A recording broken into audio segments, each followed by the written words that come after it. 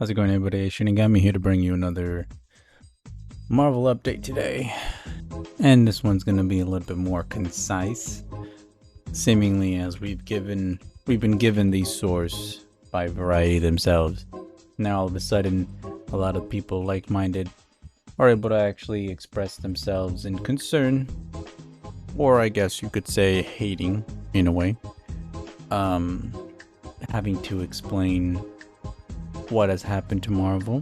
A lot of people admit that a lot of the bad stuff has happened after Endgame, but it didn't obviously happen, didn't just start there, but it was noticeable after there, especially with Black Widow and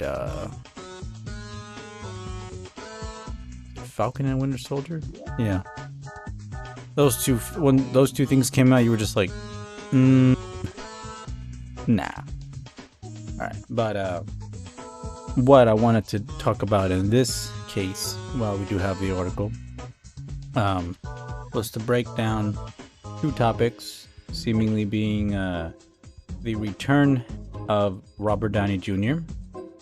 into the MCU, and also the fact of the countless reshoots, the production hell, and the fact that Blade almost had Blade as a fourth lead in his own film. Nuts, right? I'll get into it later, but that's just what I wanted to talk about, because we've already gone over the Marvels and the issues there. We don't need to go over how hell it will be. We have next week for that. You know what I mean? And we'll have our ways of watching it. We get paid on Wednesday, so what we have to see now is this article I got pulled up. Crisis at Marvel, Jonathan Majors, the backup plans, the Marvel reshoots, and reviving original Avengers and more revealed. Alright, so this article was lovely to read, but the only things I need to go over here are a few things. We will gather some information here. The first being that right here, as of 2008's Iron Man, they were widely profitable, culminating at 2.8 billion success in 2019's Avengers Endgame, and a high watermark for the studio that has earned 30 billion over 32 films. Now, replicating that is obviously no easy feat, and trying to recapture the lightning in the bottle was only going to be even more difficult, right, as time proceeded. Now, I'm not even per se a huge comic book fan. I know about the main big story events. There are still a few offshoots that I'll hear every once in a while and think, damn, that's pretty cool.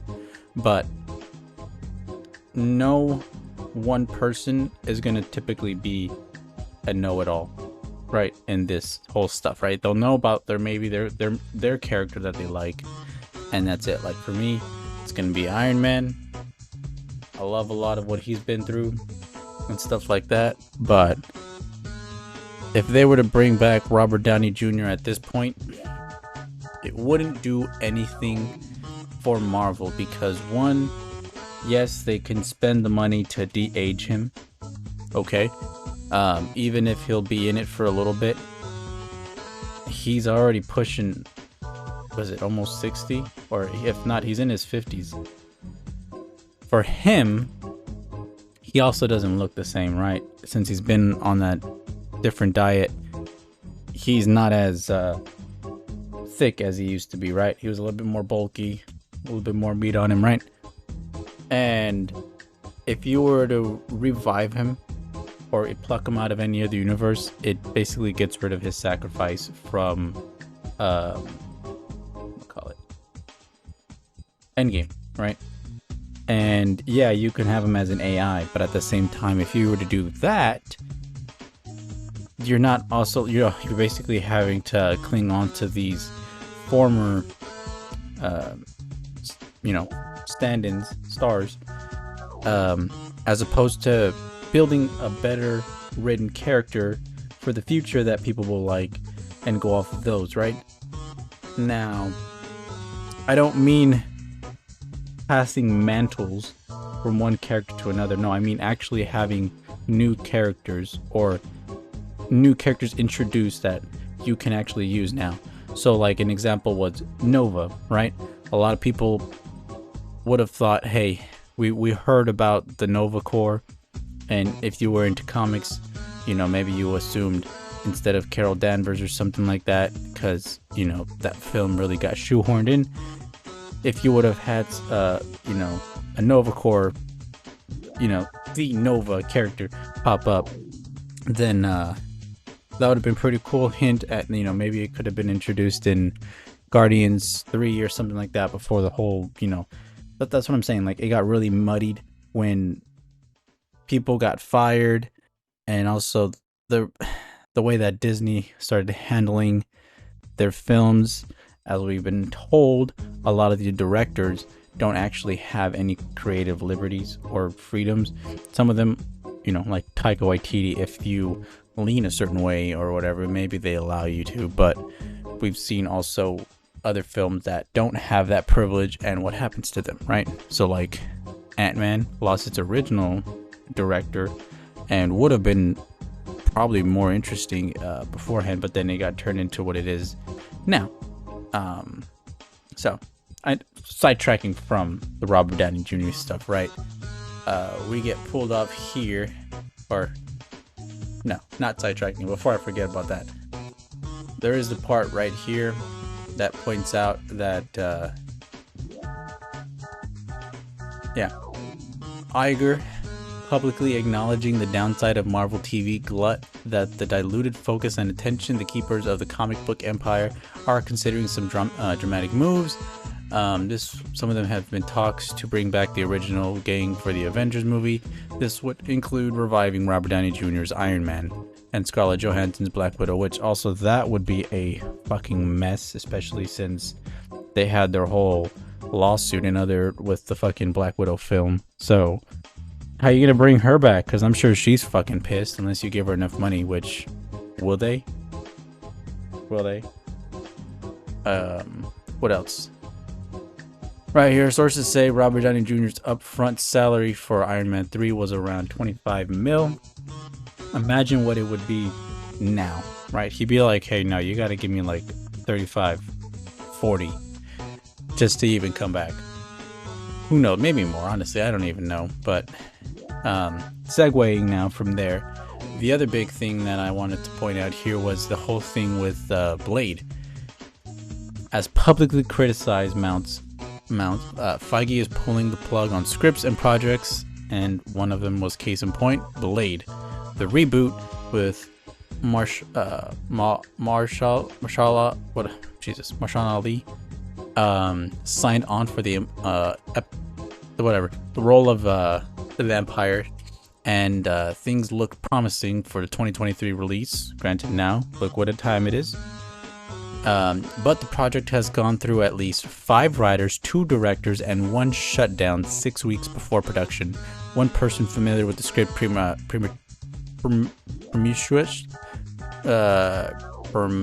I can't even pronounce that, but whatever, says the story at one point morphed into a narrative led by women and filled with life lessons. Blade was relegated to a 4th lead, a bizarre idea considering that the studio had the 2-time Oscar winner Ali on board, right? And then another thing, amid reports that Ali was ready to exit over script issues, Feige went back to the drawing board and hired Michael Green, the Oscar-nominated writer of Logan, to start anew. And speculation around town is that the studio is looking to make the film now by 2025 with the budget less than 100 mil. A deviation from Marvel's big spending, which at this point is also because they've spent so much fucking money. It's just like, well, shoot, now what do we do, right? And it just keeps on going on of all these issues that they have, and would be solved if they hired people, gave them credit, went off of some of these older IP stories. But one thing that I will have to point out and note, because a lot of people don't point out in the mainstream media, is that the reason Marvel hasn't done a lot of these older stories, you know, one for one, which you could do, anime has proven that, is because they don't want to pay royalties or anything to the original authors, right? Or to those descendants. At this point, they're just like, no, we want all the money ourselves, so we're just going to make sure we have what is copyrightable, right? What doesn't infringe on that, and so we'll do it. That's why they keep on changing certain stuff. They might have one panel that looks like from that comic, but then the rest of it is fucking dog shit. That's what we're getting, right? They're just, who knows if they actually learned their lesson at this point. But yeah, I'm done with Marvel. What I have is what I have, and until they start changing up their ways, you know, I'm not coming back. But hey, there's plenty of other fun stuff to like. One Piece right now, I'm getting into that. Some other fucking anime when they're done, finish watching them, like Jujutsu Kaisen or Dr. Stone. Other than that, let me know down in the comments what you think. Are you surprised that they want to bring back Robert Downey Jr.? Are you surprised that Blade is having such issues because they don't want to make it PG? They don't want to make it rated R. They want to make it PG-13. And actually, one more thing before I forget. Here's some other stuff that is happening in the zeitgeist. Yeah, people like this saying, yeah, right here, that they're having a panic attack in these meetings trying to figure out how to make a PG-13 Blade movie with at least 3 after credits that set up Cosmic Rumbus and Thor 6 and stuff like that. It's just like, yep. What else was there? One more thing. Oh yeah, the fact that, you know, the panic move from Marvel Studios leaking that Beast is gonna be at the end of the Marvels. It's just, my goodness, what a devastation it's been.